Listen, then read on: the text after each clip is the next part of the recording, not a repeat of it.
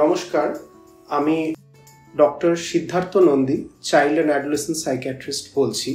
আজকে আমরা একটা খুব গুরুত্বপূর্ণ বিষয়ের ব্যাপারে ডিসকাস করব, যেটা হচ্ছে অটিজম। তো অটিজম জিনিসটা কি? অটিজম হচ্ছে একটা নিউরো ডেভেলপমেন্টাল ডিসঅর্ডার, মানে এটা জন্মগত থেকে তার কিছু কিছু প্রবলেম হয়, সেখান থেকে তাদের বাচ্চাদের অসুবিধা হয়। তো হোয়াট আর দ্য সিমটমস, মানে কিভাবে আমরা বুঝতে পারবো যে অটিজম হচ্ছে? অটিজমের মধ্যে সিমটমসের মধ্যে যে lack of interaction, lack of communication, মানে বাচ্চাটি অন্যদের সাথে মিশতে পারছে না, অন্যদের সাথে কথার জবাব দিচ্ছে না। তার সাথে সাথে রিপিটিটিভ বিহেভিয়ার, যেমন জিনিসকে লাইনে সাজানো, সরিয়ে দেয়া, বা এরকম অনেক রকমের প্রবলেমস নিয়ে যখন আসে, তার সবটা মিলিয়ে তাদের একটা অটিজম বলে একটা সমস্যা হয়। তো অটিজম কিন্তু এখন একটা ম্যানেজেবল প্রবলেম।